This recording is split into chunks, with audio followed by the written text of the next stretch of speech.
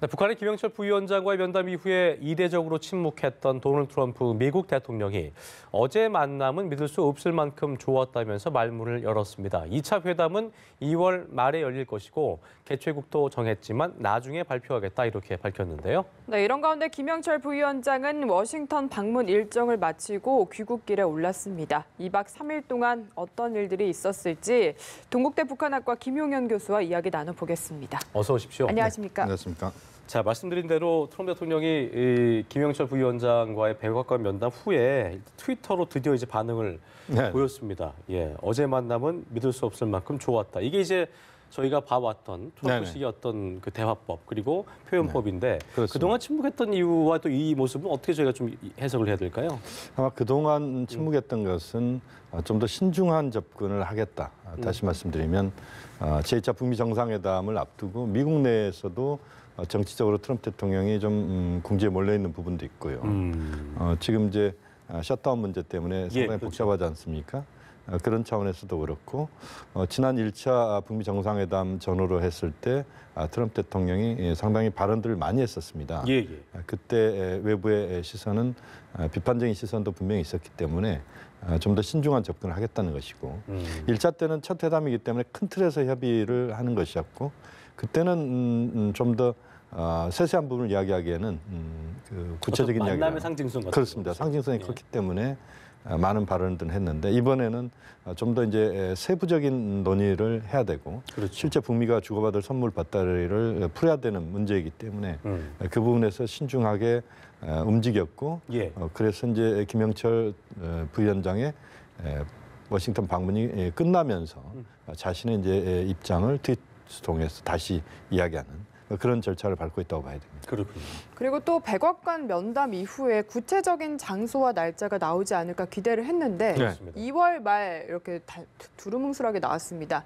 이에 대해서 트럼프 대통령이 장소가 정해졌지만 추후에 발표하겠다고 했거든요. 역시 좀 별 걱정하지 않고 바라봐도 되는 걸까요? 뭐 저는 그렇게 봅니다. 이것은 이제 두 가지 의미가 있다고 보는데요. 장소와 관련돼서 아직 명확하게 공개를 하지 않은 것은 장소는 결정됐다고 봅니다. 왜냐하면 장소는 결정이 됐다는 것은 2월 말을 기준으로 해서 정상회담을 한다면 최소한 한 달 전쯤부터는 준비 작업을 해야 됩니다. 특히 경호 문제가 중요하게 걸려있기 때문에 그렇죠. 다만 이제 그 장소를 특정해서 공개하지 않는 것은 역시 경호 때문에 그렇다고 봐야 됩니다. 보안 때문에? 그렇습니다. 이 보안 때문에 좀 더 상황을 지금 공개하기보다는 시간을 두고 접근하겠다는 것이고 또 트럼프 대통령의 어떤 특유의 그런 정치 방식 중에 하나가 깜짝 발표입니다. 그러니까 좀 더 모든 세계 여론의 관심을 주목을 자신에게 끌어들인 뒤에 아주 즉흥적인 발표를 하는 그런 모습을 좋아하기 때문에 아마 지금 장소와 관련돼서는 트럼프 대통령이 결정이 됐지만 뜸들인다고 봐야 될 것 같고요. 교수님 입장에서는 그러니까 어제는 뭐 당연히 장소에 대해서는 얘기하지 않을 거라 예상을 하셨겠네요, 그럼요. 뭐 그렇습니다. 이제 아마 그 장소를 발표할 수도 있지만 좀 더 두루뭉실하게 자신의 입장을 구체적으로 드러내기보다는 좀 더 시간을 둘 수도 있다. 그렇게 볼 수도 있겠습니다. 그럼 말씀하신 경호나 보안 문제를 생각하면 지금 베트남 다낭 이야기 많이 나옵니다. 어떻게 예상을 하시나요? 뭐 그 부분도 뭐 지켜봐야 되겠습니다만 뭐 지금 베트남 이야기가 나오고 있고 심지어 이제 판문점 이야기도 다시 나오고 있는데 어떻게 좀 저희가 봐야 되는 거예요? 판문점 이야기는 아마 북한 쪽에서는 판문점에 대한 선호도가 매우 높다고 봅니다. 왜냐하면 김정은 위원장의 동선 자체를 아주 좁힐 수가 있고 그럴 수도 있죠. 경호 문제에 있어도 확실하고 또 상징성 자체가 워낙 큽니다. 판문점에서 할 경우에는 이제 한반도의 전쟁의 종식과 평화의 시작 이것을 명확하게 북미 간에 또 전 세계적 차원에서 알린다는 그런 의미가 있기 때문에 판문점이 뭐 저 개인적으로도 가장 선호도가 높은 곳입니다만 그러나 이제 현실적으로 봤을 때 미국이 트럼프 대통령이 판문점을 선호할 것인가? 왜냐하면 이제 미국 내 여론도 있고 또 전체적으로 보면은 보다 중립적으로 트럼프 대통령이 신중하게 움직이겠다 이렇게 본다면 베트남 가능성이 높다고 봐야 되는데 다낭이냐 하노이냐 호치민이냐 그거 이제 근접해서 이제 얘기를 그렇습니다. 아마 근접해서 나올 건데요. 그 하노이 같은 경우는 북미 간에 다 대사관이 위치해 있는 곳이고 인프라가 구축이 잘 돼 있는 곳이라고 봐야 됩니다. 다낭은 이제 베트남 중부에 있는 관광지인데 뭐 거기는 이제 기온도 아주 선선하기도 하고 그렇죠. 고원지대이기 때문에 예. 뭐 여러 가지 장점도 있다고 봅니다. 예. 그러니까 아까 말씀하신 것처럼 그 뭐 상징성에 있어서 판문점이라는 게 상당히 좀 어떤 괜찮은 곳인데 네.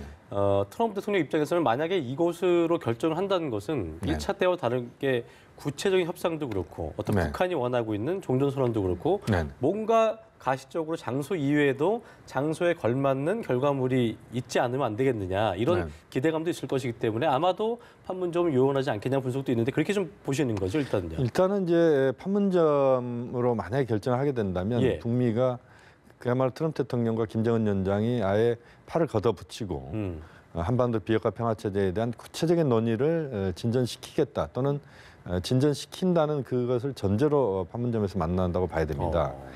판문점에서 만나는데 그렇게 뚜렷한 성과가 선물 보따리를 주고받을 게 그렇게 많지 않다 그러면 그것도 굉장히 좀 쑥스러운 그런 만남이 그렇죠. 될 수도 있습니다. 그래서 트럼프 대통령과 김정은 위원장이 얼마만큼 북미 정상회담, 2차 북미 정상회담 이전에 크게 어떤 통 큰 결단들을 통해서 성과를 완벽하게 거둘 수 있는 그 내용들을 사전에 정리를 해내느냐. 예. 예를 들어서 한반도 비핵화 문제와 관련돼서 또 한반도의 평화체제, 종전선언과 관련된 부분에서 성과 있는 것을 아예 딱 못을 박을 수 있을 정도의 수준이 된다면 판문점도 저는 가능하다고 봅니다만 예. 거기까지 갈 수 있는지 여부는 좀 더 지켜봐야 되겠습니다. 예, 알겠습니다. 네, 그러면 김영철 부위원장의 워싱턴 방문으로 다시 이슈를 돌아와서요. 네네. 일정을 보면은 굉장히 뭔가 보안 작전이 상기가 될 정도로 네. 그런 일정이었습니다. 예. 예, 공항에서도 1시간 있다 나오고요. 또 폼페이오 장관과의 회담도 북한 측 숙소로 가서 진행이 됐거든요. 그렇습니다. 이런 모습은 좀 어떻게 보셨습니까? 그것은 아마 이제 김정은 위원장과 트럼프 대통령의 2차 북미 정상회담에 대한 북한 쪽의 신중함, 미국 쪽의 신중함이 반영되고 있다고 봐야 될 것 같습니다. 듀퐁 호텔 같은 경우는 저도 가봤습니다만 네. 그 외교가 워싱턴의 외교가 한복판에 있는 호텔입니다. 노출이 상당히 돼 있는 것. 그렇죠? 그렇습니다. 예. 듀퐁 서클이라고 예. 거기가 이제 미국 외교가의 모든 대사관이 밀집되어 있는 곳이다 이렇게 그렇죠. 보시면 되는데 거기에서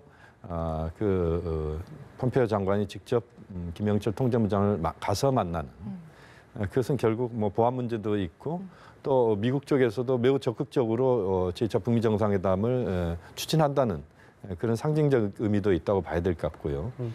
또 김영철 통전부장 당 부위원장의 행보가 상당히 신중했던 것도 역시 지금은 뭔가 미국 쪽과 최대한 협상력을 발휘해서 우선적으로 성과를 거두겠다는 거기에 모든 목표를 두고 워싱턴을 방문했다는 그런 인상을 주기 위한 그런 행보도 이해할 수 있을 것 같습니다. 실무적인 행보였다. 그렇습니다. 예. 네. 아까 저희가 말씀드린 대로 트럼프 대통령이 트위터를 통해서 어제 만남은 믿을 수 없을 만큼 좋았다. 그러니까 하루 만에 어떤 극적인 변화, 어떤 네. 큰 교감이 있었을 것인가. 아마 친서도 전달됐을 텐데. 그러니까 그런 것들도 통해서 좀 뭔가 이번에도 그 가시적으로 좀 더 효과를 보일 수 있는 네. 어떤 실질적인 내용이 있었을 거에 대한 관심이 많이 있거든요. 그렇습니다. 어떤 내용이 좀 오갔을 거라고 예상하세요? 우선 이제 북미 간의 가장 중요한 것은 뭐 장소의 문제도 있고 시간의 문제도 있습니다. 이제 정상회담과 관련된 그런 형식적인 측면도 있습니다만 가장 본질적인 것은 이제 주고받을 수 있는 선물 보따리가 뭐냐는 겁니다. 그동안 지난 6.12 이후에 보면 제1차 북미 정상회담 이후에 실무적 차원에서 선물 보따리를 만들려고 했지만 계속 그것이 삿바 싸움을 벌이면서 그 성과를 거두지 못했던 게 네. 거의 6개월 동안 지금 지내온 겁니다. 예. 그렇죠. 그렇게 본다면 미국 쪽 입장은 결국 ICBM을 포함한 또 영변 핵시설과 관련된 부분에서 미국이 북한에 요구하고 있는 것들을 실질적으로 얻는 이 부분을 이제 포인트로 삼았을 가능성이 높습니다. 다시 말씀드리면 ICBM의 폐기와 국외 반출 그리고 또 영변 핵시설의 연구 불능화 조치와 관련된 부분에서 북한에게 미국 쪽에서 상당히 많은 부분을 요구했을 가능성이 있다고 봐야 될 것 같고요. 북한 입장에서는 제재 완화와 관련된 문제에 대해서 좀 더 적극적으로 미국의 행보를 요청했을 가능성이 있고 또 북미 연락사무소와 관련된 것도 북한은 적극적으로 미국 쪽의 입장을 개진했을 가능성이 있습니다. 예. 결국 어쨌든 이번 김영철 부장의 워싱턴 방문에서의 핵심은 북미가 주고받을 수 있는 선물 보따리. 김영철 통전부장이 지금 이제 그 중국 항공편을 타고 지금 베이징으로 지금 와서 평양으로 돌아갑니다만 그 귀국 항공편에 제대로 된 선물 보따리를 들고 가느냐. 또 이것도 앞으로의 그 협상 과정에서 그야말로 그 성과를 거둘 수 있는지 여부를 가늠할 수 있기 때문에 좀 더 지켜봐야 되겠습니다만 어쨌든 트럼프 대통령이 상당히 좋았다는 평가를 하고 뭐 이런 것들을 봤을 때 이번 김영철 부장의 워싱턴 방문은 성공적인 방문이었다고 볼 수 있을 것 같습니다. 말씀하신 대로 트럼프 대통령도 긍정적인 반응을 내놓긴 했지만 사실은 교착 상태가 굉장히 길었고요. 그렇습니다. 그렇기 때문에 스몰 딜 이야기가 나옵니다. 뭐 ICBM 정도 하고 그리고 제재 완화 이 정도가 만약에 된다면 사실 우리 입장에서는 좀 불안해지는 거 아닌가 하는 생각도 드는데요. 우리가 스몰 딜을 여러 가지 각도로 봐야 됩니다. 그 스몰 딜 자체로 끝난다면 그것은 우려하시는 대로 우리 입장에서는 한국 입장에서는 상당히 부담스러운 그렇죠. 협의 결과가 될 수 있습니다. 그렇지만 한반도 비핵화 평화체제, 한반도 비핵화를 완료하기 위해서는 스몰 딜부터 갈 수밖에 없습니다. 다시 말씀드리면 스몰 딜이 끝이 아니고 스몰 딜이 출발이 되는 것이고 그것을 통해서 다음번에 북한의 추가 행동이 나오고 미국의 상응 조치가 나오는 연쇄고리를 만들어가면서 완전한 비핵화까지 가는 것이죠. 그렇게 보면 지금 중요한 것은 우리가 흔히 스몰 딜이라는 표현을 씁니다만 그 표현이 적절하지는 않을 것 같습니다. 왜냐하면 이것이 이제 연쇄고리를 만들어서 가는 것이기 때문에 다만 이제 북미 간의 이번에 제2차 북미 정상회담에서 성과가 나온다면 그 성과를 바탕으로 해서 다음 단계로 가는 그런 연결고리들을 얼마만큼 남북미가 또 중국까지 포함해서 만들어내느냐 뭐 그 여부가 저는 중요하다고 보고 또 그렇게 가도록 노력해야만 여러 가지 우려를 불식시킬 수 있다고 봅니다. 다만 스몰 딜이 이루어진 이후에 그러니까 미국은 북한으로부터의 위협 그리고 또 북한은 제재 완화를 한 이후에 이루어진다면 그 이후에 그 다음 협상까지 기간이 또 얼마나 될 것이냐. 이게 또 지지부진해진다면 국제적으로 어떤 북한의 완전한 비핵화에 대한 피로감도 높아질 테고 이 부분도 우려하는 목소리가 있더라고요. 물론 그렇습니다. 지금 뭐 북미 협상이 그야말로 고속도로를 달리는 뭐 자동차 같이 그렇게 아주 쌩쌩 달릴 수 있다고 보지는 않습니다. 여러 가지 우여곡절이 있을 수밖에 없고 그동안에도 역시 그래 왔습니다. 그렇지만 이제 크게 보면 계속 나아가는 전진하는 그런 모습으로 진행되는 것이 저는 바람직하다 보고 이번에 제2차 북미 정상회담에서 성과가 나오면 그다음에 아마 조정기가 있을 것이고 그다음 또 성과가 나올 것입니다. 그렇기 때문에 우리가 첫 술에 배부를 수 없다고 봅니다.